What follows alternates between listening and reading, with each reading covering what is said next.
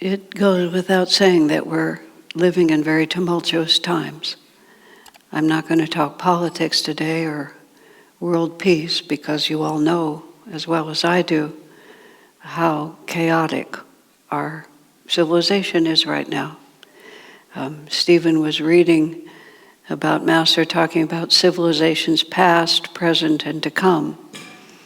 We have a tendency, because we live in this world and we live in the realm of time, we think that this is the way things are and ought to be and should be, and this is what's supposed to happen. And we also live a great deal of the time in our Festival of Light, when we come to it in a few moments, we have this allegory in there about this little bird as the soul's long journey away from God and then back home again. And that little bird goes through 4 stages of awakening. Starts out all innocent and clean and bright and manifested from God, and we have our instructions. And then pretty soon we become enamored of the immediacy of the things that we want. And so we remember that God gave us instructions, but not real clearly. And how much does God know anyway? Because I'm the one who's here. And so we become enamored of ourselves, essentially. And we enter the stage which is called the revolt, which is things are a certain way, and that I was told by God, and God has a right to his opinion. But I am going to revolt against that. I'm going to declare how things ought to be, and I'm going to run my life accordingly, which we do for incarnation after incarnation after incarnation after incarnation after incarnation after incarnation after incarnation after incarnation. It goes on and on and on and on and on like that, because we have the right, the God-given right, to experiment. We do not have the capacity to create an alternative reality in a lasting way, but we get to experiment as much as we want to, which is a lot, until we begin to discover that we can't make it up, that there are divine laws that are simply way beyond us. And you can't tell somebody that that's true. You can't persuade someone that that's true. You can only find that out because you find it out. And then we move out of the revolt into the quest. We don't move from the revolt into enlightenment. We change our orientation. And instead of shaking our fists at the world and saying it should be different than it is, we begin to ask in a much more humble way, what is going on here? Does God really intend for us to suffer? Is life as bleak and impossible and unpredictable and utterly stupid as it appears at any time? Because looking around you think people are absolutely out of their minds. And they are. They are out of their minds. They're out of their divine minds, and they're trapped in the I want it to be this way. I think this is going to make me happy. But the devotee begins to ask really deep and hard questions. And often at the early stages of the quest, early stages meaning in the soul's long journey, we become atheists. Because common sense tells you that whoever's in charge is absolutely crazy. Really. And it's always, what about the suffering children? How could God even exist when you see so much misery everywhere? And that's a long, hard stage, the quest. That's the one we're all in right now, which is we want to know. We've had enough experience to believe that there is an answer that will satisfy the pains of the heart, but we don't have it yet. We're questing after it, and every day is a challenge. And sometimes it's a challenge from inside ourselves, from the longing and the suffering that we feel from our own karma, for whatever reasons that might be. And sometimes it's the way the rest of them are behaving. Now, in Autobiography of a Yogi, I believe it's page 292 of the blue first edition, Yogananda writes these words, Master writes these words. Jesus and Babaji have planned the spiritual salvation of this age. And then in a very comforting way, Master says, they're very concerned about what's going on. I thank God they're concerned. I hope somebody is concerned. They're concerned about racial hatred, about religious bigotry, about the boomerang effect of excessive materialism, about suicidal wars. Where are we standing now? We're moving into times when our worst fears could be realized. And we can't just put our heads in the sand and say, oh, it's not happening, because it has happened. It has happened over and over and over again. And there's nothing in our society yet that is really going to prevent it.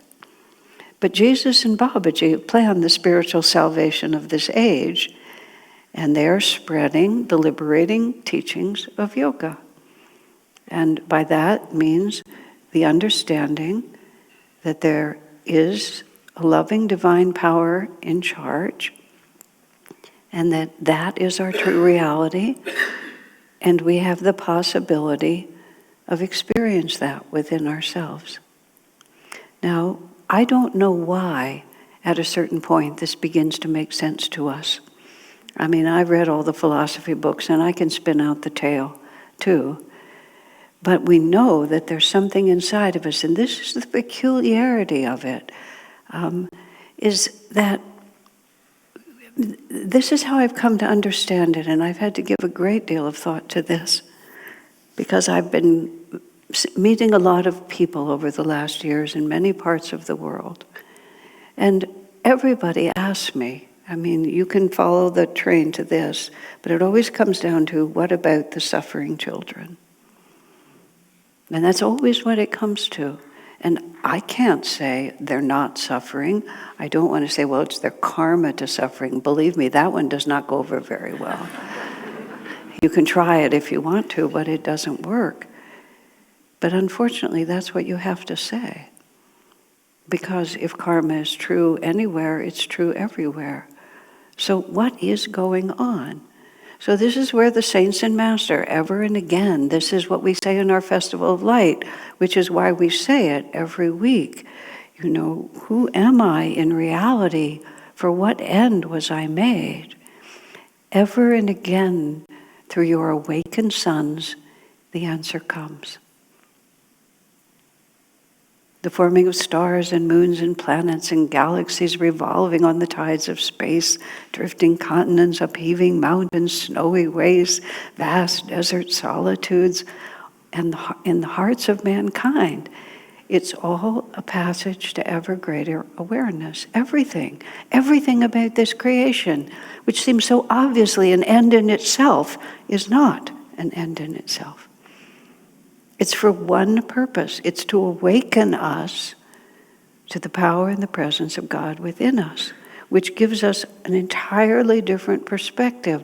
Not just perspective, entirely different experience of all of this. This is the only answer. And you see, there's this marvelous story that's going on here. My name, Asha, means hope. Swamiji gave me this name decades ago, 1971, 72, an Indian visitor to Ananda village at that time. He and I became friends, and he wanted to name me after his sister, because he was a much older man. I was more like his daughter. But he wanted to name me after his sister. And Swami didn't like that name, so he had to protect me from that. But I was very happy because it's so simple. I was very much afraid I'd get a name with an enormously long, complicated philosophy behind it, and I would just spend the rest of my life sorting it out. But just 4 little letters, 2 of them are the same, or is it 5 letters? 4 letters. But the word is hope. And I've worked with that all these years, to be positive, to never give up. But recently, just this whole other dimension of it came to me. Hope is the proof of the eternal presence of God. I mean, think about it. What is it that causes us to believe that there must be an answer, even to the question of the suffering children? And we don't give up. A friend of mine put it so simply once. It's not that easy to lie down and die. You may decide you've just had it, you're quitting, you're never going to cooperate anymore, and you lie down on your bed to die. Then you get hungry. Or you hear somebody laughing in the next room and you want to know what's going on. We can't quit, even if we commit suicide. The great problem with that is it doesn't solve any problems. It's a mistake. It's a mistake like any other mistake that we make. We think it's going to bring one result, and it actually brings another, which is that we do not escape. We cannot escape because consciousness is eternal, and we are a manifestation of that eternity. So we can try to live any possible way. We can try to obliterate ourselves by any possible method, whether it's television or, doom scrolling. Is that what they call it? That's what I heard recently. Just running through just to check out, so I won't be here anymore.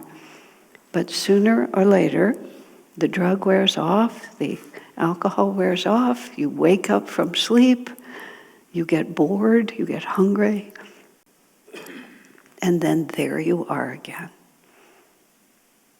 It's the inescapability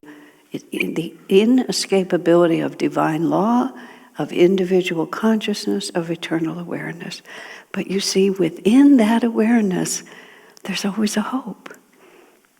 There's always a hope that it's going to be better. And that is the proof and presence of God within us.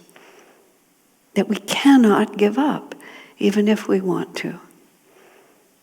And sooner or later, we begin, when the quest gets really sincere, when the disciple is ready, the master comes. Through ever and again, through your awakened sons, the answer comes. And they tell us the goofiest thing. They tell us it is not what it seems. And we just assert over and over again, yes it is. Yes it is what it seems. But it isn't. Someone asked me a question about one phrase in the Holy Science, which is the book by Sri Yukteswar that Babaji asked him to write. Sri Yukteswar is Yogananda's guru, our Param Guru. And that book, which about every few years I try to read it, and every few years I understand a tiny bit more out of that book. So I tried to read it again yesterday, and I'm doing better. I'm glad to tell you. I'm doing better. But the book now I understand how the book is organized, which is right there in plain English, but I've never known it before. That there's 4 stages in this book. Sri Yukteswar is a Gyan Yogi. And Gyan Yogi is not just intelligence, it's really understanding reality in a very precise way. And so there's the 4 parts of the book. The first part is the nature of reality. The second part is, now suddenly I can't remember, the nature of us, where happiness comes from. That's it. What to do about reality, then how to do it, and the great benefits of doing it. 4 parts. The only part I've ever understood is why. Why we should seek. But this time I tried to read about the nature of reality. There's these incredibly detailed sketches of how all the different aspects of creation come together to create this illusion. This illusion of separateness, this illusion of suffering, this illusion that there's nothing we can do about the suffering. And he also talks in there about the yugas. He talks in there about how this planet and all planets seemingly have higher and lower stages of awareness. You know, we get more and more subtle. In the year 1900, the year 1700 is how he puts it simply, everything began to change and we began to discover subtler, newer forms of energy. Everything has shifted now. Half a generation and you're completely out of date. You don't know anything that's going on. You can't function in this world. I continue to write checks. But I can see that my days are numbered. My checks are numbered too, but but just doing that is anyway, it goes on. But that's like, everybody laughs because you all know exactly what I'm talking about. But Sri Yukteswar, and I'll go here, I can't believe I'm giving a sermon on the holy science. That's unbelievable. That in itself is a mark that hope never dies. And I don't just mean me, I've lived long enough. Okay. Sri Yukteswar talks about the lower stages on this planet, the yugas that just ended, 1700, 1900. But one of the phrases he uses, there was no peace in any kingdom. There was no peace in any kingdom. So we think we're so, like it's so exceptional, oh goodness, this planet might go to war again. Of course, they're bigger and better at doing war now. It used to be you had to be on the battlefield. Now you can just be anywhere and you can be on the battlefield. We think that Dwapara Yuga is such a great age. It isn't. It's a little less what? I don't know. But it isn't. In fact, it's an extraordinarily insecure age because technology makes it possible for evil people to reach you wherever you are. But there was no peace in any kingdom in Kali Yuga. So now we've had long periods of peace, and we're not being bombed yet here. It looks like, but the fact is, this is the way it's always been, my friends. We are the ones who are declaring that it should be different. We are here to grow, and we are here to grow in one direction, and we are here to grow in the direction of God. And not God in some fanatical, you're going to do it my way, if we all get together it's going to be different, or even the sort of New Age God where we can all just affirm and it'll all happen. No, Jesus and Babaji are in charge. And they've decided, apparently, that it'll be solved by what we're doing for a time, and then it gets better for a while. You have to get all the way up to Satya Yuga. War goes on through Kali Yuga with big bashing things, through Dwapara Yuga, we're beginning to see how it's conducted, all the way into Treta Yuga. And even more insecure because people can play war even better. So what are we supposed to do about this? We could try to lie down and die. That might work, but we're going to get hungry if we try that. There's only one direction, and that is we must strengthen ourselves in our relationship to God. Because the only purpose of trials and difficulties in this world is to encourage us, give us the opportunity, and ultimately compel us to put our energy toward divine attunement. All time is wasted that is not spent seeking God. It's as simple as that. And all time can be spent seeking God. Because it's not what we do, it's how and why we do it. That's the only thing that matters. And life is going to end anyway. But the question is, are we going to be in tune with, are we going to be able to hold on to our understanding that Jesus and Babaji are in charge, and we're their instruments, And that's the only point that's the only reason we're here. And success is not success in sort of making it through and having a peaceful time. Success is standing in the midst of whatever it is and having the capacity to see the divine through it. Sri Yukteswar writes so emphatically and in so much detail about atoms and thought forms and divine electricities. And believe me, I stared at those words for a long time, and all I can do is repeat them. But it was a very compelling argument, I could tell. I just couldn't follow it. But the argument was, it's only ever the divine. And then when we awaken from it, and this is what ever and again the masters tell us. And even now, all of our friends who are dying and coming back, the near-death experiences, which are just all over the place, and they just say it over and over and over and over and over and over and over again. This is a dream, it's not what it seems. It is real on the level of the dream. So you can't just pretend it's not happening. But we have to be able to penetrate through it and see the power of God behind it. And the only way we can do that is we have to practice all the time. Because if we wait until we're on fire, that's a little bit late to try to get yourself organized. This is a moment by moment by moment.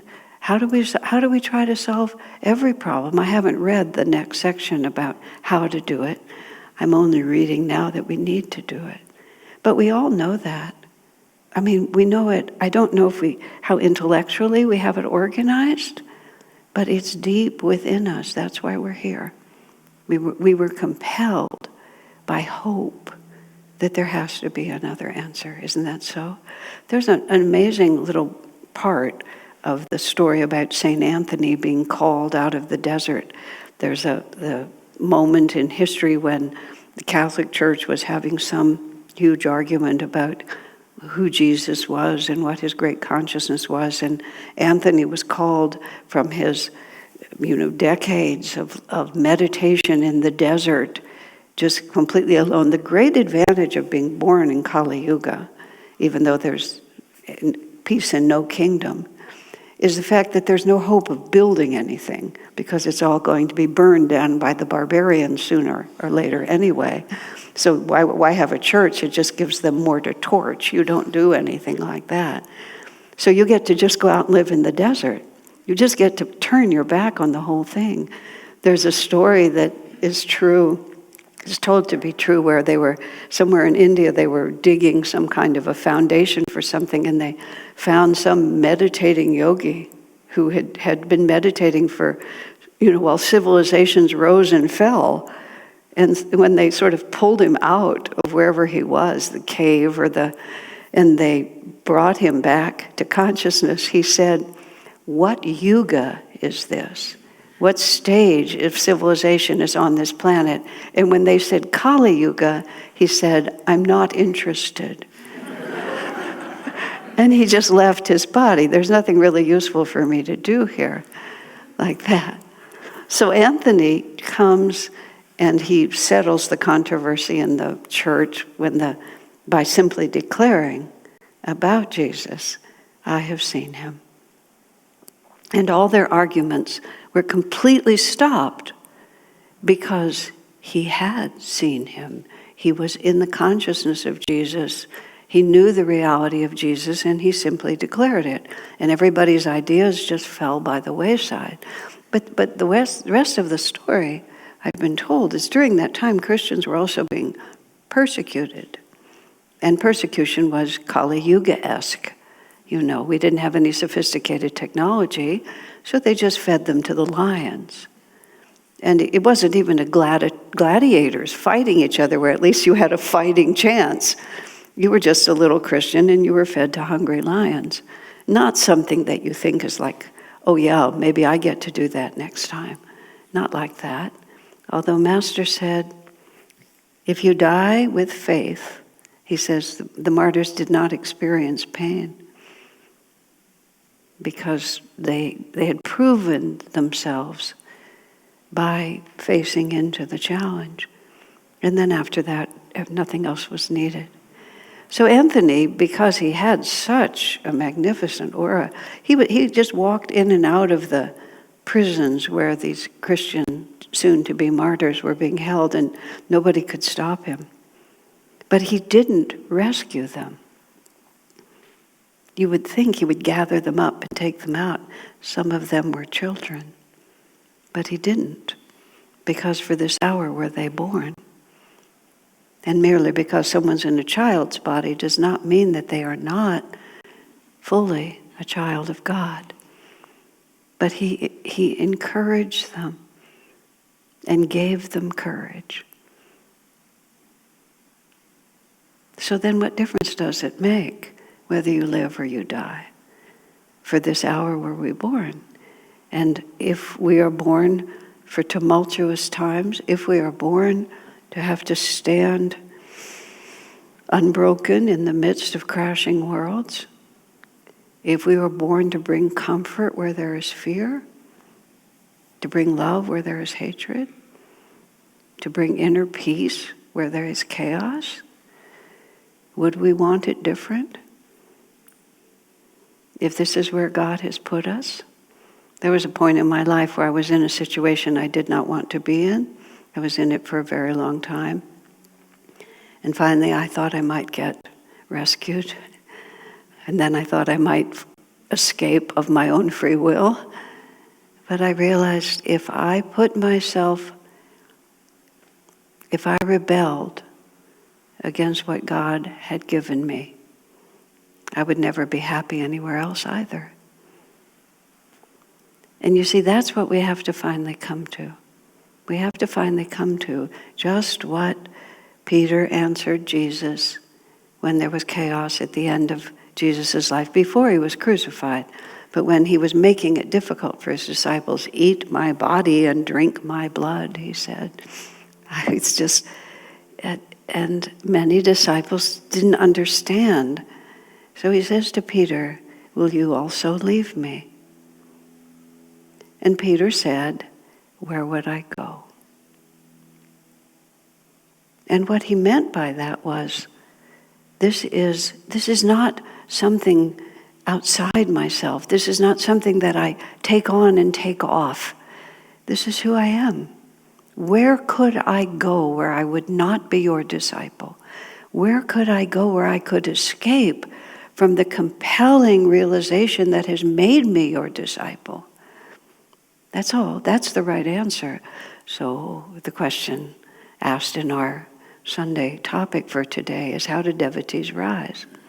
Swami was asked, what is the secret of spiritual success once? He said that you realize that there is no choice. And not because some evil God has trapped you, but because this is who I am. I wish to live in the light.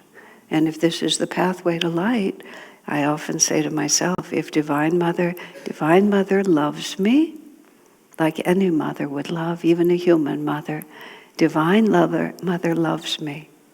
She wants me to come home with her. She wants me to live in her loving company forever. If there were an easier way to get me home, she would take me that way. So wherever we are in the context of our personal karma, global karma, national karma, Divine Mother is taking us home by the easiest and fastest route she has. Jesus and Babaji have got this covered.